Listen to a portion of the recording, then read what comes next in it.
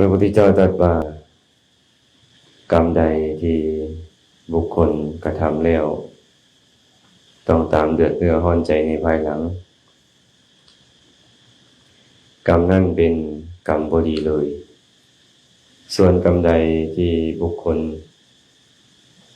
กระทำแล้วบ่ต้องตามเดือดเนื้อร้อนใจในภายหลังกรรมนั่นเป็นกรรมดี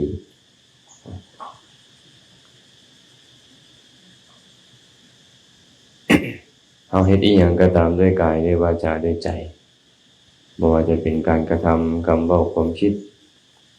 ที่เฮ็ดไปแล้วต้องเดือดเนื้อร้อนใจในภายหลังการฆ่าสัตว์ลักทรัพย์ประพฤติผิดในกามการเว้าตัวเว้าส่อเสียดเว้าคำหยาบเว้าโพ้เจ้อเลวไหล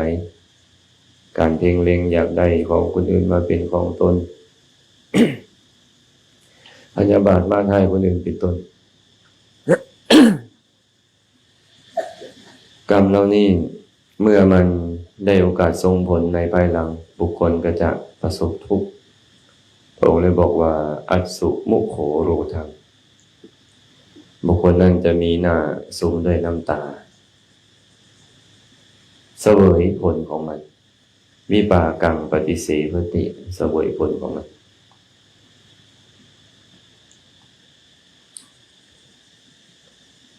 หลายๆคนก็อาจจะ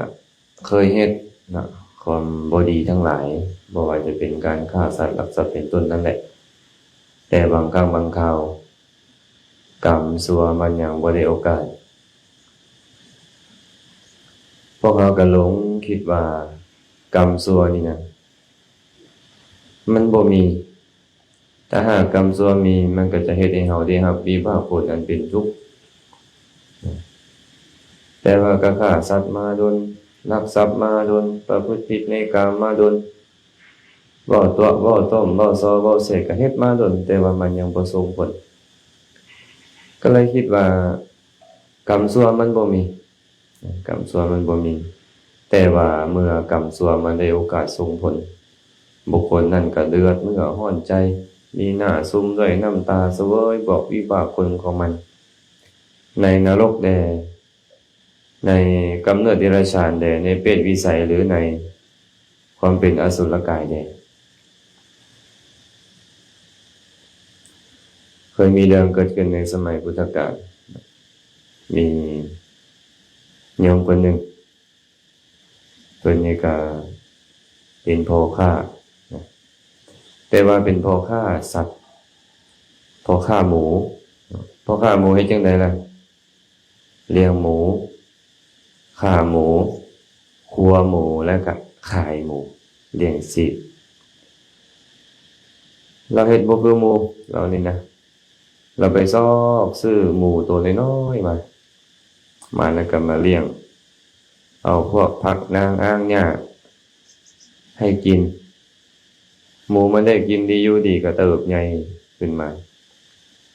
พอฮอดมื้อจะเอาไปขายเนี่ยเราก็สิไปมัดหมูมามัดหมูแล้วก็สอดไม้เข้าปากง้างปากออกมาตักน้ำที่มันร้อนๆฟดเดือดอยู่เทลงไปในปากของหมูเทลงไปในปากหมูมันก็ห้องเสียงดังดิ้นตายขี้ไหลพุ่นแหละเนาะภาษาบ้านเฮาก็ไหลขี้ไหลเหนียวไหลตราบใดก็ตามที่เราเทน้ำเข้าไปแล้วน้ำออกทางทวารหนักของหมูยังบ่เป็นน้ำใสๆเราก็จะเทเข้าไปเรื่อยเทเข้าไปพอไม่ออกลองคืนเบิ่งเนาะว่ามันจะทรมานส่ำใดหลังจากนั้นเราก็ทุบบ่ทุบให้ตายเด้ทุบข้างนั่นทุบข้างนี้เพื่อหยังเพื่อให้มันบวมพอโตมันบวมขึ้นซีดมันก็จะหลายขึ้นไข่มันก็จะหลายขึ้นน้ำหนักมันหลายขึ้นแล้วก็เอาครัวเอาไปขายแด่เลี้ยงลูกเลี้ยงเมียเราแด่เอาไปกินแด่นะใช้ชีวิตอยู่แบบนี้แหละการฆ่าหมูนี่ก็คือเป็นเรื่องง่ายสำหรับเราเพราะเราเฮ็ดมาตั้ง50 กว่าปี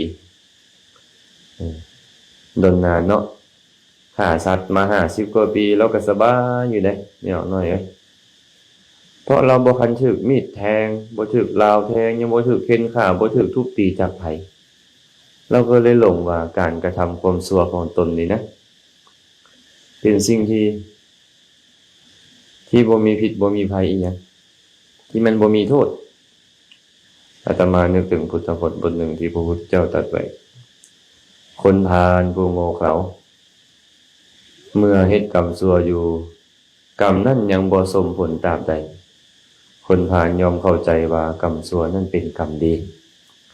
แต่เมื่อใดก็ตามกรรมชั่วนั้นได้โอกาสส่งผลคนพาลย่อมประสบทุกข์ค่อยฮู้ว่านี่เป็นกรรมชั่วแท้คนเฮาในโลกนี้ก็เช่นกันมักจะคิดแบบนี้ว่าบาปบ่ได้ขี่สร้างสูบยามาเขาจะคิดกันแบบนี้ว่าบาปบ่ได้ขี่สร้างสูบยามาเขาก็เฮ็ดแต่คุณความชั่วอยู่เฮ็ดแล้วเฮ็ดอีกเฮ็ดแล้วเฮ็ดอีกบางคนแฮงเฮ็ดชั่วก็แฮงมีเงินมีทองแฮงมีชื่อมีเสียงมียศบรรดาศักดิ์เขาก็เลยบ่ได้ยำเกรงต่อความชั่วแต่สุดท้ายแล้วเป็นอะไรล่ะเวลาความชั่วส่งผล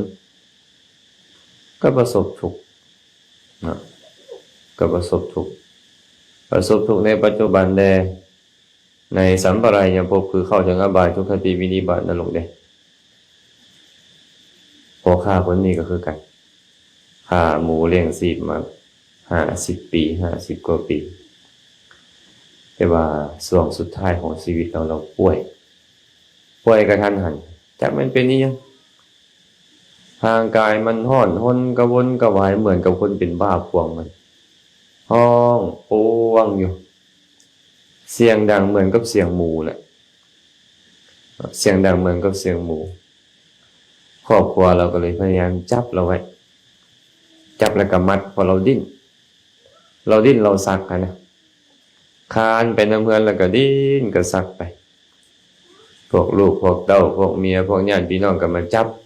บ่อยู่เขาก็มัดก็เหมือนกับเราเคยมัดหมูนั่นแหละแบบใดก็แบบนั้นเลยเนาะพระภิกษุทั้งหลายก็ไปบิณฑบาตแต่ละเช้าก็ได้ยินเสียงเราห้องแต่บ่คิดว่าเป็นเสียงเราคิดว่าเป็นเสียงหมู7 มื้อไปเนี่ย7 มื้อสุดท้ายแล้วเราตายภิกษุทั้งหลายก็เลยนำเรื่องราวไปบอกให้พระพุทธเจ้าฟังพระพุทธเจ้าก็บอกให้ภิกษุทั้งหลายฟังว่าบ่แม่นเสียงหมูดอกก็บ่แม่นบ่ได้ฆ่าหมูเฮ็ดมงคลอีหยังดอกแต่นั่นเป็นเสียงของพ่อค้าที่เราฆ่าหมูขายนะไฟนรกนี่นะมันเผาเราเผาลนเราสุดท้ายเราก็ตายแล้วก็ตกนรกอเวจีพร้อมตายแล้วตกนรกอเวจีพระองค์ก็เลยบอกว่าบุคคลใดก็ตามเฮ็ดความชั่วในโลกนี้นี่นะปัจจุบันชาตินี้เขาก็เศร้าโศกละโลกนี้ไปแล้วก็เข้าถึงบนเศร้าโศกอีกพระองค์ก็เลยบอกว่าอิทะโสจติเปจะโสจติปาปการีอุปยัตถะโสจติโสจติโสวิหัญญติกรรมทิสวากรรมกิริธะมัตตโนบุคคลผู้มีปกติเฮ็ดชั่วยอมเศร้าโศกในโลกนี้พร้อมยอมเศร้าโศกในโลกหน้าพร้อมยอมเศร้าโศกในโลกทั้งสองเมื่อเขาได้มาพิจารณาเห็นความชั่วที่ตัวเองเฮ็ดไว้ในภายหลังเขายอมเศร้าโศกเขายอมเดือดร้อนเพราะกรรมอันลามกนั่นที่ตัวเองเฮ็ดแล้วเวลาใกล้ตายก็นึกถึงกรรมชั่วที่ตัวเองเฮ็ดก็เดือดเนื้อร้อนใจทุกข์ทรมานเห็นบ่เวลาเขาไปซ้อมใจคนใกล้ตายเขาดิ้นเขารนเขาร้อนเขาหนเขาทุกข์เขาทรมานสุดท้ายแล้วก็ตายแล้วก็เข้าถึงอบายทุกขติวินิบาตนรกอันนี้เป็นโทษของมันโทษของความชั่วในคาถานี้พระองค์ก็เลยบอกว่า นะตังกัมมังกตังสาธุยังกัตตวาอนุตัปปติยัสสะอัสสุมุขโขโรทังวิปากังปฏิเสวติบุคคลเหตุกรรมอันใดแล้วต้องตามเดือดเนื้อห้อนใจในภายหลังมีหน้าซุมด้วยน้ำตาเสวยวิบากผลของมันกรรมนั่นเป็นกรรมบ่ดีเลยเป็นกรรมบ่ดีเลยเคยบ่เคยอยากหมุนเข็มเวลากลับไปแก้ไขอดีตบ่อาตมานี่หลายเรื่องเหลือเกินอาตมานี่นะหลายเรื่องอยากกลับไปแก้ไขแท้ข่อยก็บ่คิดแบบนี้แท้ข่อยก็บ่เว้าแบบนั้นแท้ข่อยก็บ่ปล่อยให้ตัวเองเฮ็ดสิ่งที่บ่ดีแบบนี้แต่ว่ามันบ่สามารถกลับไปเปลี่ยนแปลงอีหยังได้ก็ต้องยอมรับว่าเฮาเฮ็ดกรรมที่บ่ดีเอาไว้เฮาก็ต้องเสวยผลของมันบ่ไวก็ช้าเจ้าจะเป็นผู้ใดผู้หนึ่งในโลกนี้จะมีอำนาจวาสนาแม้แต่เจ้าเป็นฮอดเทวดาก็ตามเวลากรรมชั่วมันได้โอกาสส่งผลมันก็ต้องประสบทุกข์นี้หน้าน้องด้วยน้ำตาห้องให้เสียใจเสวยผลของมันเหมือนกับพวกสัตว์นรกนั่นแหละ